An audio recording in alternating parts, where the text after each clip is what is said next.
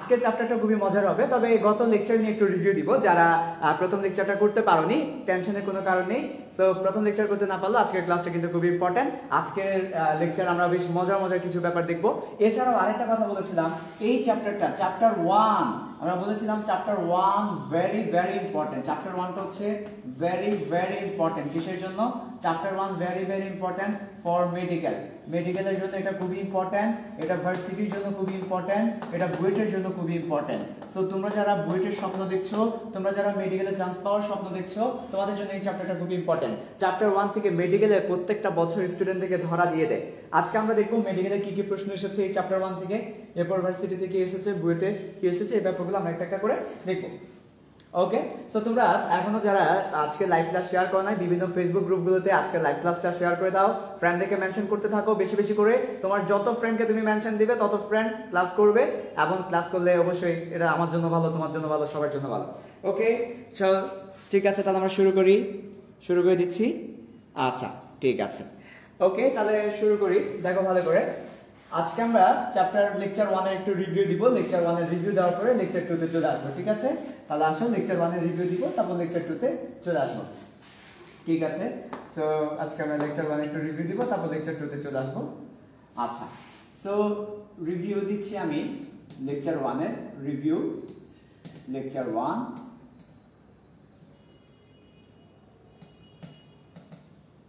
Lecture 1 আমরা কি কি পড়েছিলাম? লেকচার 1টা আমাদের ছিল নিজের সেফটি। সো লেকচার 1 এ যে কনসেপ্টটা ছিল সেই কনসেপ্টটা হচ্ছে নিজের সেফটি। হ্যাঁ, সেফটি ব্যাপারটা নিয়ে আমরা পড়াশোনা করেছিলাম, সেফটি। আচ্ছা, ইন ল্যাব, আমাদের ল্যাবরেটরিতে আমাদের যে সেফটি থাকার ব্যাপারটা আছে, সেই সেফটি থাকার ব্যাপার নিয়ে আমরা কথা বলেছিলাম। সো আমরা এখন সেই ব্যাপারটাই দেখবো। ওকে, আচ্ছা, সো দেখো ফার্স্ট অফ অল দেখো ল্যাবরেটরিতে আমরা কিভাবে নিজেদেরকে সেভ করে রাখতে পারি। আমরা তোমাদেরকে বলেছিলাম, আমি একটা অ্যাপ্রন পরে এসেছিলাম।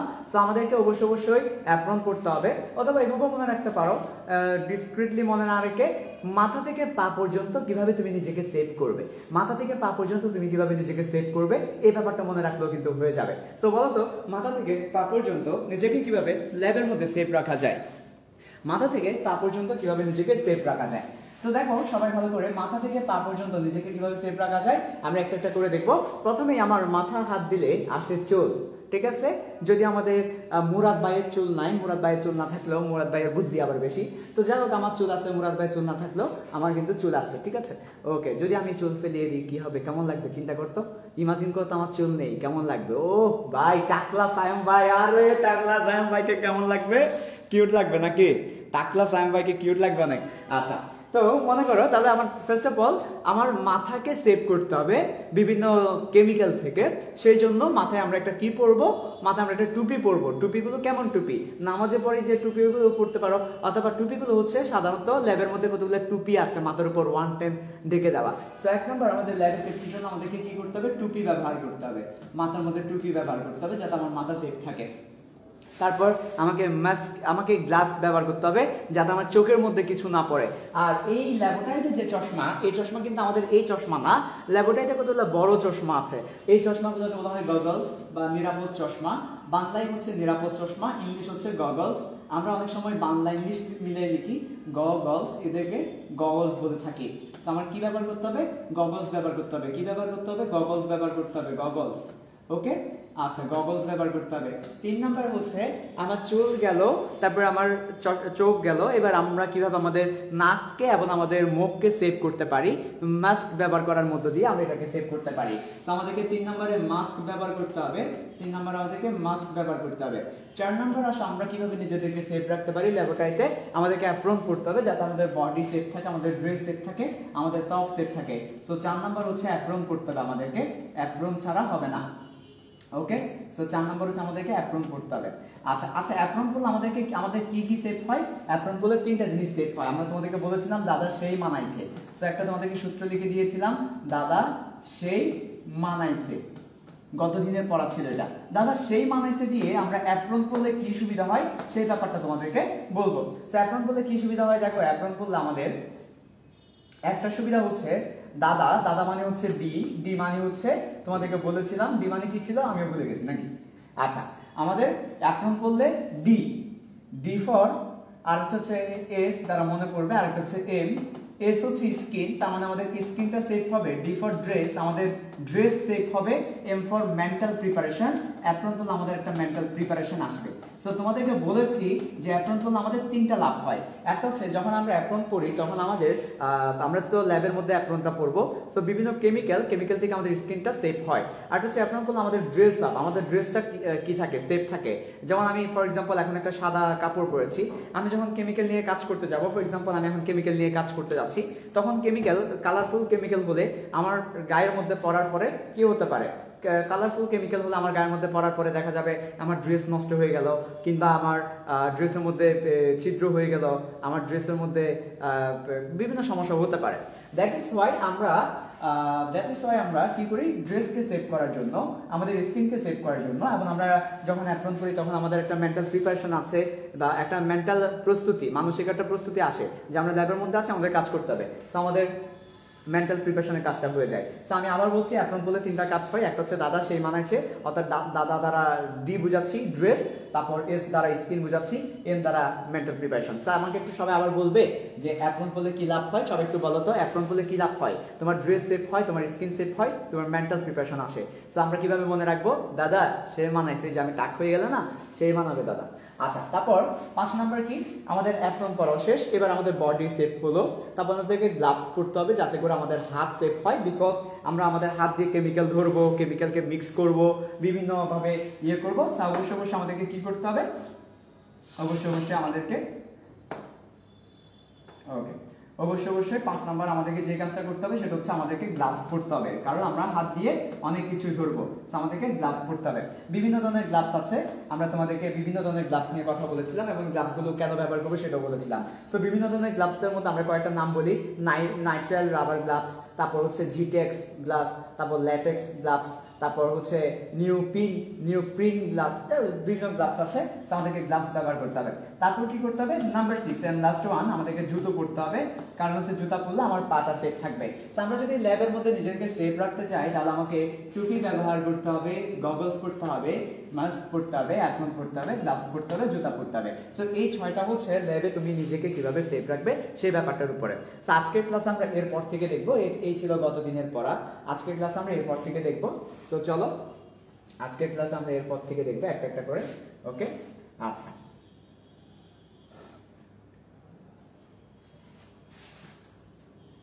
ওকে, দেখো তাহলে আজকের ক্লাস আমরা এরপর থেকে দেখবো, একটা একটা করে দেখবো।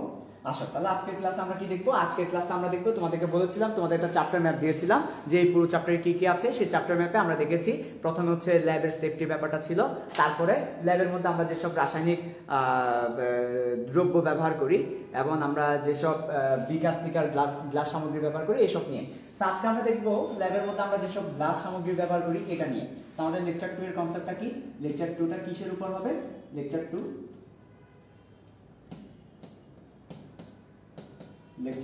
আমাদের লেকচার 2টা হবে আমরা যে গ্লাস সামগ্রীগুলো ব্যবহার করি ল্যাবের মধ্যে ওইসব ব্যাপারে আমাদের আজকে লেকচার 2 হবে। সো গ্লাস সামগ্রী, ওকে। সো গ্লাস সামগ্রীর উপরে আমাদের আজকে ক্লাসটা হবে। আমরা ল্যাবে যেসব গ্লাস সামগ্রী ব্যবহার করি, বা যে গ্লাসের যন্ত্রপাতি যেমন বিকার, তারপর হচ্ছে যেসব ব্যবহার করি এসবের উপরে। তো এটা হচ্ছে আমাদের বইয়ে এর পরে আছে, তোমরা দেখবে নিজেদের সেফটির পরে এই টপিকটা আছে। আচ্ছা, সেখান থেকে প্রতি বছর মেডিকেলের প্রশ্ন হয়, বুয়েটে প্রশ্ন হয়, ভার্সিটিতে প্রশ্ন হয়, বিভিন্ন জায়গায় প্রশ্ন হয়, খুব ইম্পর্টেন্ট, সবাই একটু মনোযোগ দিয়ে দেখো। ফার্স্ট অফ অল, গ্লাস, দুই ধরনের গ্লাস বা দুই ধরনের কাঁচ আমরা ব্যবহার করি। গ্লাসের যদি আমরা বাংলা করি, গ্লাসের বাংলা হচ্ছে কাঁচ। তো আমরা ল্যাবরেটরিতে দুই ধরনের কাঁচ ব্যবহার করে থাকি, ভালো করে খেয়াল করো, আমরা দুই ধরনের কাঁচ ব্যবহার করে থাকি ল্যাবরেটরিতে। হ্যাঁ, তাহলে আমরা ল্যাবরেটরিতে দুই ধরনের কাঁচ ব্যবহার করে থাকি। একটা কাঁচকে আমরা বলি সফট গ্লাস, একটা কাঁচকে আমরা বলি সফট কাঁচ বা সফট গ্লাস, আর একটা কাঁচকে আমরা বলি পাইরেক্স, আর একটা কাঁচকে আমরা বলি পাইরেক্স কাঁচ। ঠিক আছে? সো ল্যাবরেটরিতে কয় ধরনের কাঁচ ব্যবহার করে থাকি, দুই ধরনের কাঁচ ব্যবহার করে থাকি, একটা সফট কাঁচ আর একটা হচ্ছে পাইরেক্স কাজ। ওকে, আচ্ছা ঠিক আছে, তোমরা অবশ্য আমাকে একটু জানাবে সব কিছু ঠিক আছে কিনা, বা তোমাদের কোনো সমস্যা হলে সাথে সাথে আমাকে একটু জানাবে। ঠিক আছে? ওকে ওকে, ঠিক আছে। ও আরেকটু নিচে লিখলে ভালো হয়। আচ্ছা ঠিক আছে, ওকে, আরেকটু নিচে লিখছি। ঠিক আছে, একটু ওয়েট করো, আরেকটু নিচে লিখবো না, ঠিক, আমি একটু উপরে করে দিচ্ছি লকটাকে।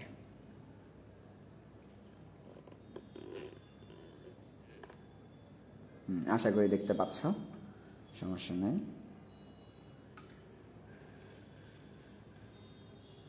ওকে, আশা করি এখন ক্লিয়ারলি দেখা যাচ্ছে।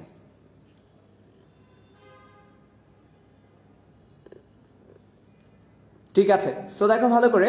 ফার্স্ট অফ অল হচ্ছে আমাদের কাজ, আমরা যে ল্যাবে যত ধরনের কাজ ব্যবহার করি, আমরা ল্যাবের মধ্যে যত ধরনের যন্ত্রপাতি ব্যবহার করি, সব যন্ত্রপাতি হয় পাইরেক্স কাঁচ দিয়ে, না হয় সফট কাঁচ দিয়ে, হয় সফট গ্লাস দিয়ে, না হয় পাইরেক্স গ্লাস দিয়ে আমরা ব্যবহার করে থাকি।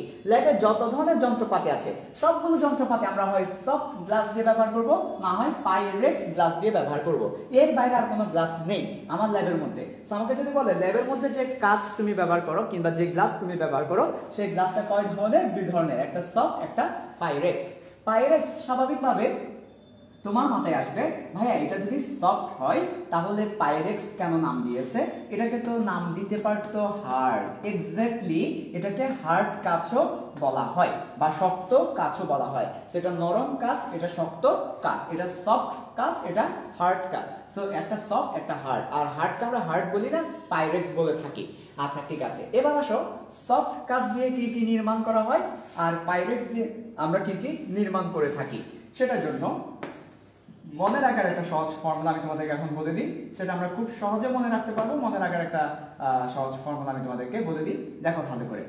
পাইরেক্স, এটা একদমই মনে থাকে না। পাইরেক্স দিয়ে আমরা কি কি যন্ত্রপাতি তৈরি করি, আমি একটা মনে রাখার টেকনিক বলে দিচ্ছি। যত ধরনের ফ্লাক্স আছে, যত ধরনের ফ্লাক্স আছে, সব ধরনের ফ্লাক্স তৈরি করা হয় পাইরেক্স কাঁচ দিয়ে। যত ধরনের ফ্লাক্স আছে, যেমন ফর এক্সাম্পল কি কি ফ্লাক্স আছে দেখো। একটা হচ্ছে আমাদের কনিক্যাল ফ্লাক্স আছে, তোমরা নাম শুনছো, কনিক্যাল ফ্লাক্স। এই কনিক্যাল ফ্লাক্সটা আমরা কি দিয়ে তৈরি করি? এই কনিক্যাল ফ্লাক্সটা আমরা তৈরি করি পাইরেক্স কাঁচ দিয়ে। তারপর আর কি কি ফ্লাক্স হতে পারে? এর পরবর্তীতে এই আয়তনিক ফ্লাক্স হতে পারে, যেটাতে আয়তন পরিমাপ করা হয়, যেটাতে আয়তন পরিমাপ করা হয়, আয়তনিক ফ্লাক্স হতে পারে। তারপর আর কি হতে পারে?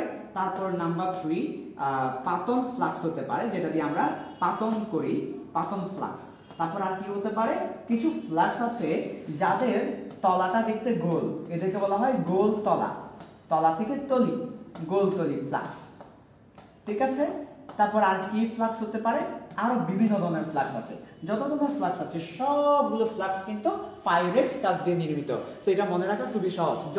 যদি পরীক্ষায় তুমি কখনো দেখো ফ্লাক্স দেওয়া আছে, তাহলে চোখ বন্ধ করে সেটা কি হবে? পাইরেক্স নির্মিত হবে। চোখ বন্ধ করে সেটা পাইরেক্স নির্মিত হবে। সো যদি পরীক্ষার খাতায় কখনো তুমি কি দেখো, যদি পরীক্ষার খাতায় কখনো তুমি ফ্লাক্স দেখতে পাও, তাহলে চোখ বন্ধ করে সেটা কি হবে? চোখ বন্ধ করে সেটা দিয়ে দিবা পাইরেক্স কাঁচ। ওকে, আচ্ছা আবার বলছি, পাইরেক্স কাঁচটা আমরা কোথায় ব্যবহার করব, বা শক্ত কাঁচটা আমরা কোথায় ব্যবহার করব? শক্ত কাঁচ আমরা ব্যবহার করব কনিক্যাল ফ্লাক্সের ক্ষেত্রে, আয়তনিক ফ্লাক্সের ক্ষেত্রে, পাতন ফ্লাক্সের ক্ষেত্রে, গোলতলি ফ্লাক্সের ক্ষেত্রে। যত ফ্লাক্স আছে সবগুলো ফ্লাক্সের ক্ষেত্রে আমরা কি ব্যবহার করব? যত ফ্লাক্স আছে সবগুলো ফ্লাক্সের ক্ষেত্রে আমরা পাইরেক্স কাঁচটা ব্যবহার করব। আর অন্যান্যদের ক্ষেত্রে সফট কাঁচ ব্যবহার করব। যেমন ফর এক্সাম্পল টেস্ট টিউব, আমরা যখন টেস্ট টিউব নিয়ে কাজ করব, এই টেস্ট টিউবগুলো খুবই নরম হবে, ধরলেই ভেঙে পড়লেই ভেঙে যাবে। টেস্ট টিউবগুলো হচ্ছে সফট কাঁচ দিয়ে নির্মাণ করা হয়। তারপর আমরা যে বিকার নিয়ে কাজ করে থাকি, সেই বিকারগুলো কিন্তু আমার সফট কাঁচ দিয়ে নির্মাণ করা হয়। তারপরে হচ্ছে আমাদের যে বিকারের পরে আর কি কি আছে বলো তো? টেস্ট টিউব আছে, বিকার আছে, তারপর এই যেগুলো একদম অল্প জিনিস আর কি। তারপরে মেজারিং সিলিন্ডার, মানে মেজার করা সিলিন্ডার, বিকার। আচ্ছা আপাতত এই দুটাই দাও, টেস্ট টিউব, বিকার। এসব টেস্ট টিউব এবং বিকার আমরা কি দিয়ে তৈরি করে থাকি? টেস্ট টিউব, বিকার ও ফানেল তৈরি করা হয়, ফানেল আছে। এগুলো সবগুলো হচ্ছে সফট কাঁচ দিয়ে করা হয়। আচ্ছা, তারপরে খুবই ইম্পর্টেন্ট দুইটা কি আছে ল্যাবরেটরিতে, দুইটা কি বলতে পারো, দুইটা জিনিস আছে। একটার নাম কি?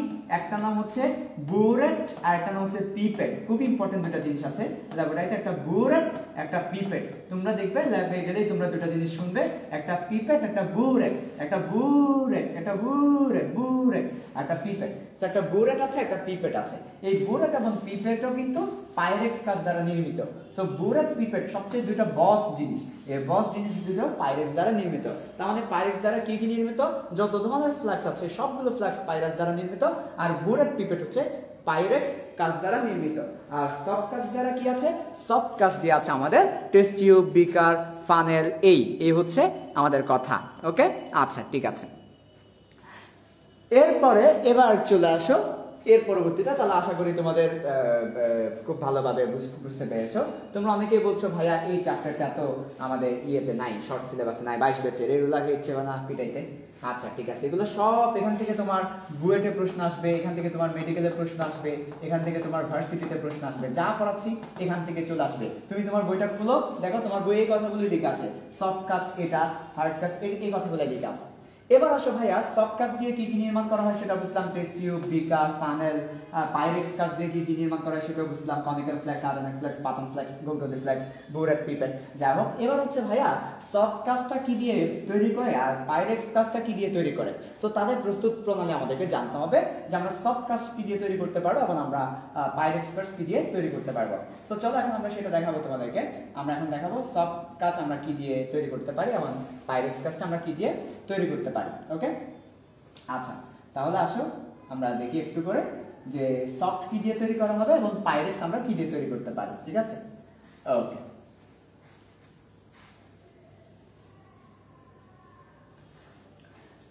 আচ্ছা তাহলে একটু করে দেখো,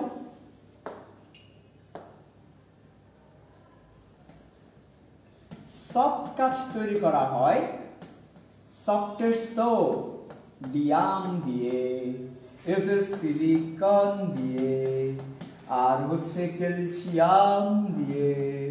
তো আমরা কি দিয়ে সফট কাজ তৈরি করি? ক্যালসিয়াম, সিলিকন আর সোডিয়াম দিয়ে। আর পাইরেক্স কাজ কি দিয়ে তৈরি করি বলতো?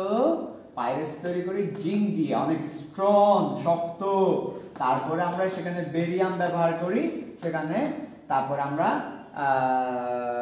তারপরে সেখানে আমরা বোরন ব্যবহার করি, বেরিয়াম ব্যবহার করি, তারপর আমরা সেখানে সিলিকন ব্যবহার করে থাকি। সো আমার সফট কাজ তৈরি করা হয় সোডিয়াম দিয়ে, তারপর হচ্ছে সিলিকন দিয়ে, ক্যালসিয়াম দিয়ে। সোডিয়াম, সিলিকন, ক্যালসিয়াম দিয়ে আমরা সফট কাজ তৈরি করে থাকি, জিঙ্ক, বেরিলিয়াম, বোরন, সিলিকন দিয়ে পাইরেক্স কাজ তৈরি করে থাকি। এটা একটু কষ্ট করে মনে রাখতে হবে। এতটুকু মনে রাখতে পারো, সফটের সোডিয়াম এবং সিলিকন দুই জায়গায় থাকবে, কারণ কাঁচ মানে সিলিকন। মনে রাখবা কাঁচের একদম মেইন ফর্মুলা কিন্তু সিলিকন। কাঁচ বলতে সিলিকনকে বোঝায়। কাঁচের একদম মেইন জিনিস হচ্ছে গাঠনিক উপাদান হচ্ছে সিলিকন। সিলিকন থাকবে অথবা সিলিকেট, কাঁচ বলতে সিলিকেট বোঝায়। সো সিলিকেট থাকবে, কাঁচ বললে সিলিকেট থাকবে। সিলিকন, সো আমার সিলিকেট নিয়ে মাথা ব্যথা নেই। আমার মাথা ব্যথা সোডিয়াম কখন হবে? যদি সফট থাকে। Sodium, how are you? I am so soft থাকবে সোডিয়াম। তারপর ক্যালসিয়াম, ওকে। আর এখানে পাইরেক্সের ক্ষেত্রে জিঙ্ক, বেরিয়াম, বোরন। এই হচ্ছে প্রস্তুত প্রণালী। আমরা কি কি শিখলাম? আমরা দেখলাম, বলো আমরা কি কি দেখেছি? আমরা দেখেছি, আমরা এখানের মধ্যে কি কি দেখলাম একটু করে বলো। আমরা দেখলাম যে দুই ধরনের কাজ আছে, একটা সফট কাজ, একটা পাইরেক্স কাজ। সফট কাজ কি দিয়ে আমরা নির্মাণ করে থাকি? সফট কাজ হচ্ছে সোডিয়াম দিয়ে, সিলিকন দিয়ে, ক্যালসিয়াম দিয়ে। আর পাইরেক্স হচ্ছে জিঙ্ক দিয়ে, বেরিয়াম দিয়ে, বোরন দিয়ে। তারপর সফট কোথায় ব্যবহার করে থাকি? বিকার, টেস্ট টিউব, ফানেল। পাইরেক্সটা ব্যবহার করে থাকি যত ফ্লেক্স আছে বুরেট, পিপেটের ক্ষেত্রে আমরা এই ব্যাপারটা ব্যবহার করে থাকি। ওকে, ঠিক আছে। এরপর এবার আসো নেক্সট ওয়ান, খুব ইম্পর্টেন্ট। এবার হচ্ছে আমাদের গ্লাস সামগ্রী শেষ। এখন হচ্ছে আমরা কিভাবে আমাদের গ্লাসগুলো পরিষ্কার করব, পরিষ্কার করার পালা। সো দেখো, আমরা মনে করো কোন একটা এক্সপেরিমেন্টে, ফর এক্সাম্পল কোন একটা এক্সপেরিমেন্টের মধ্যে আমরা মনে করো যে বিকার ব্যবহার করলাম, তারপর কোন একটা এক্সপেরিমেন্টের মধ্যে আমরা বুরেট ব্যবহার করলাম, কোন একটা এক্সপেরিমেন্টের মধ্যে আমরা ফ্লাক্স ব্যবহার করলাম। এখন আমাদেরকে এইসব পরিষ্কার করতে হবে। নাও এখন আমরা এগুলো ব্যবহার করলাম, ইউজ করলাম, রাইট? ইউজ করার ফলে এখানে কেমিক্যাল নিলাম, এখন এরা অপরিষ্কার হলো। আমাকে এখন কি করতে হবে? এদেরকে ক্লিন করতে হবে। এদেরকে কি করতে হবে? এদেরকে পরিষ্কার করতে হবে। আমি কিভাবে এদেরকে পরিষ্কার করব? এখন আমরা যে কনসেপ্টটা দেখবো সেটা হচ্ছে কাঁচ সামগ্রী পরিষ্কার। কিভাবে আমরা কাঁচের সামগ্রীগুলোকে পরিষ্কার করতে পারি। কাঁচের সামগ্রী বলতে বুরেট, পিপেট, মেজাইন সিলিন্ডার, বিকার, ফানেল, ফ্লাক্স, যত ধরনের কাঁচের সামগ্রীগুলো আছে, এই সামগ্রীগুলো কিভাবে আমরা পরিষ্কার করতে পারি সেই ব্যাপারটা এখন দেখবো। এবং এখান থেকে মেডিকেলে প্রশ্ন এসেছে, বুয়েটে প্রশ্ন এসেছে, ভার্সিটিতে প্রশ্ন এসেছে।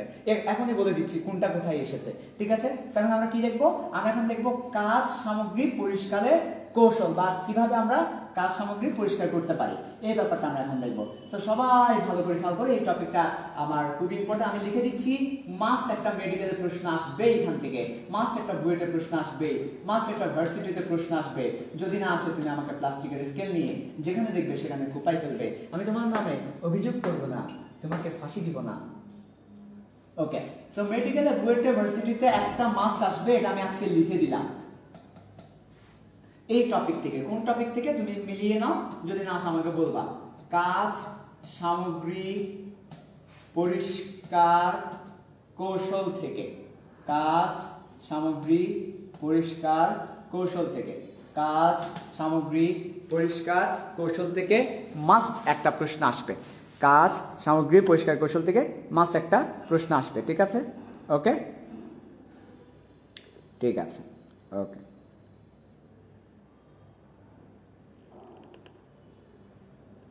ওকে, ঠিক আছে। তাহলে কাজ সামগ্রী পরিষ্কারের কৌশলের মধ্যে দেখো একটা একটা করে।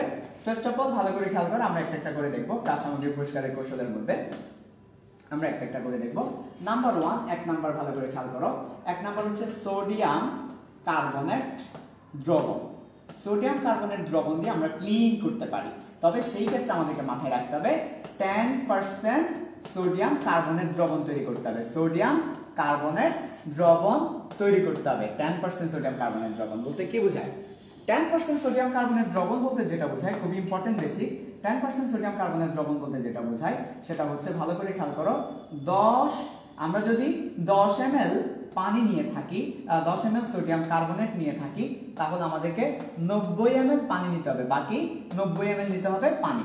এটাকে বলা হচ্ছে 10% সোডিয়াম কার্বনেট, মানে 100-তে 10 হচ্ছে সোডিয়াম কার্বনেট, বাকি 90 হচ্ছে পানি। আমরা যদি এভাবে করে 100 মিলিলিটার কিনি সোডিয়াম কার্বনেট নিই, আমাদেরকে 900 মিলিলিটার পানি নিতে হবে। আমরা যদি 1 মিলিলিটার সোডিয়াম কার্বনেট নিই, আমাদেরকে 9 মিলিলিটার পানি নিতে হবে। সো 100-তে 10% হচ্ছে সোডিয়াম কার্বনেট, বাকিটা হচ্ছে কত? পানি হবে। সো এটাকে বলা হচ্ছে 10% সোডিয়াম কার্বনেট দ্রবণ। এভাবে করে 10% সোডিয়াম কার্বনেট দ্রবণ তৈরি করতে হবে। সো সোডিয়াম কার্বনেট দ্রবণে সোডিয়াম কার্বনেটের সাথে পানির রেশিও হচ্ছে, সোডিয়াম কার্বনেটের সাথে পানির রেশিও হচ্ছে কত?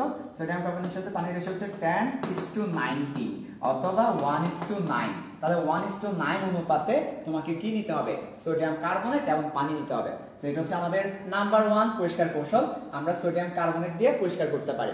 সোডিয়াম কার্বনেট দ্রবণ ব্যবহার করে আমরা কি করতে পারি?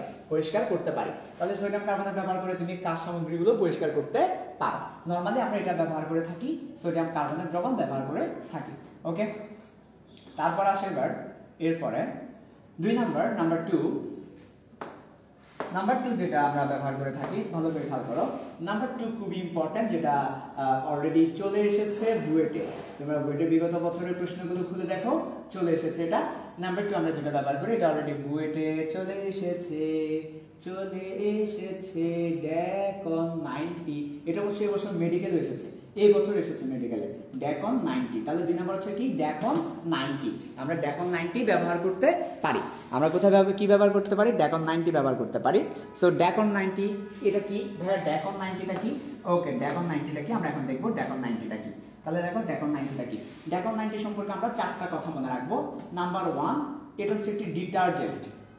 এটি একটি ডিটারজেন্ট। সো এটি একটি ডিটারজেন্ট। নাম্বার 1 আমরা যে কথাটা মনে রাখবো, এটি একটি ডিটারজেন্ট।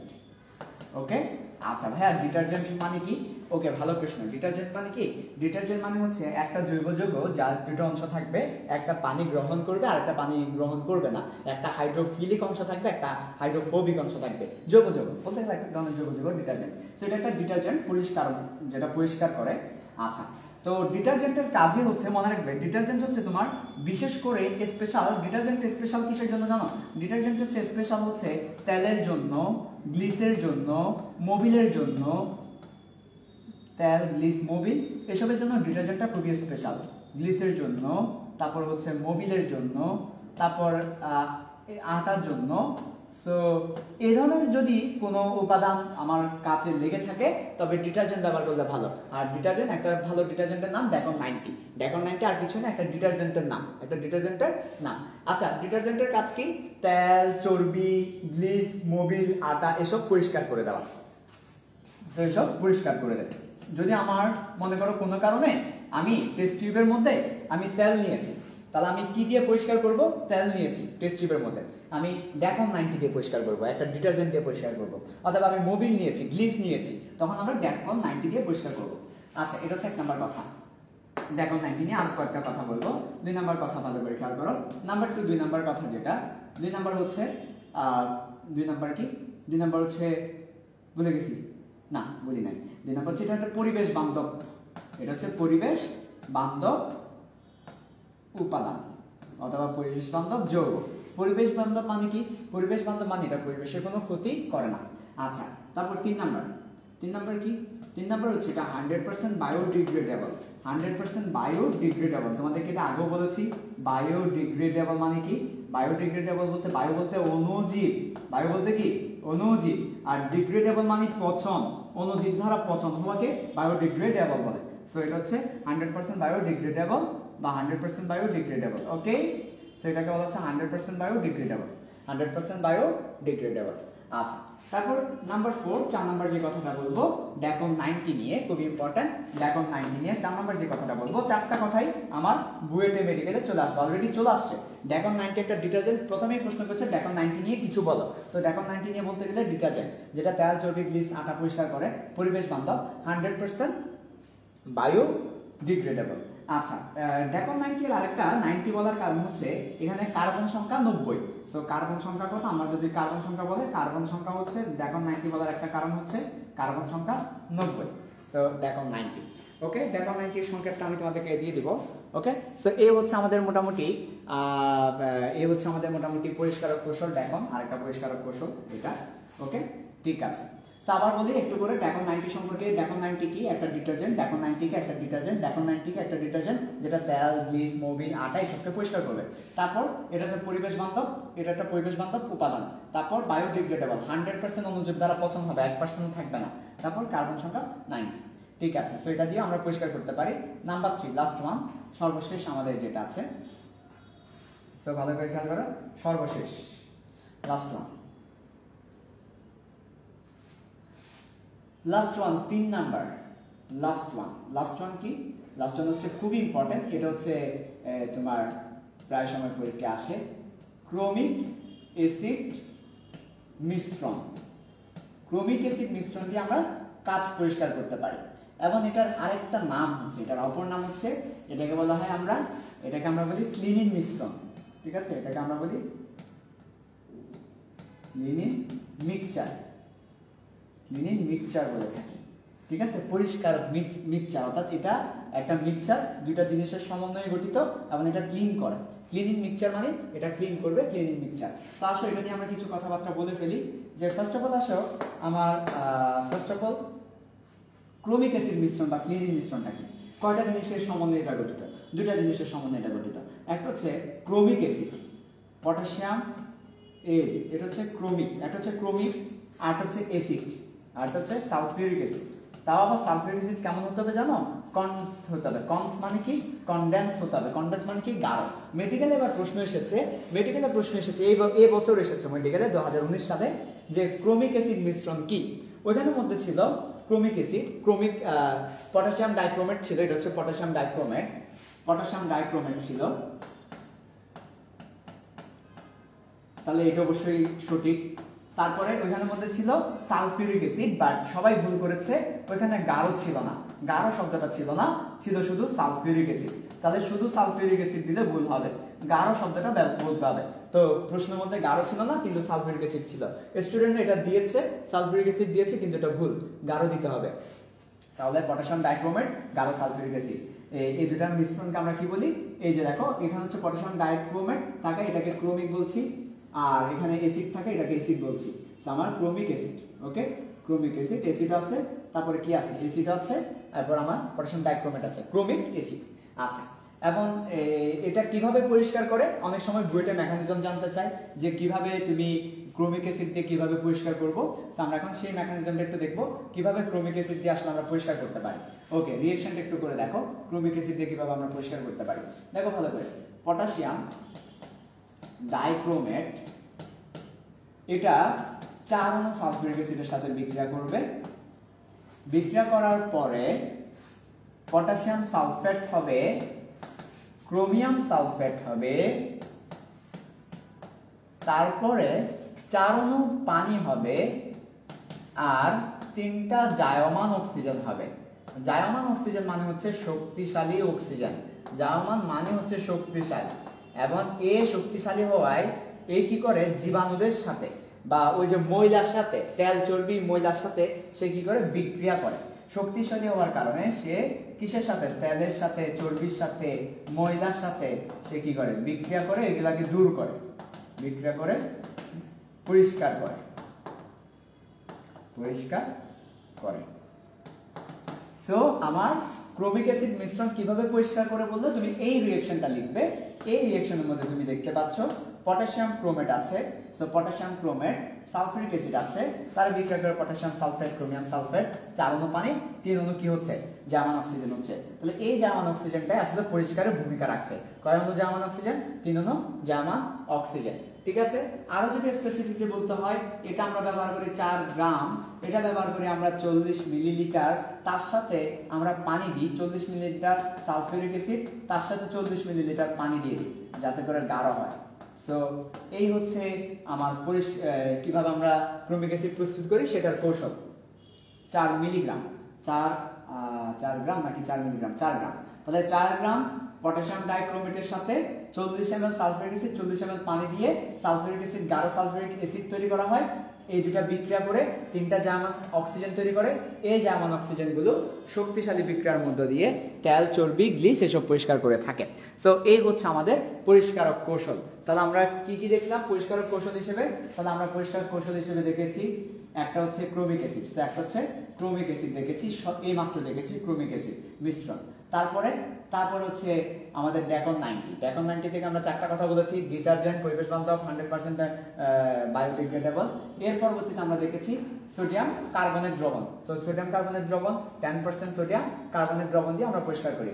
আমাদের বইয়ের মধ্যে এই 3টা লেখা আছে, এই 3টার মধ্যে দিয়ে আমরা কাজ সামগ্রীগুলো পরিষ্কার করে থাকি। সো আশা করি তোমরা বুঝতে পেরেছো সবকিছু। আজকে আমরা আর একটু বেশি কন্টিনিউ করব না, আমার একটু কাজ আছে, আজকে এটুকুই থাকবে। আমাদের আরো 4টা লেকচার আছে। সো তোমরা আজকের ক্লাসের নোটগুলো জমা দিয়ে দিবে, আর আমাদের ক্লাসগুলো কেমন লাগে জানাবে, ফ্রেন্ডদেরকে জানাবে। যদি আমাদের ক্লাস ভালো লাগে ফ্রেন্ডদেরকে বলবে। ঠিক আছে, ওকে, আল্লাহ হাফেজ, আসসালামু আলাইকুম।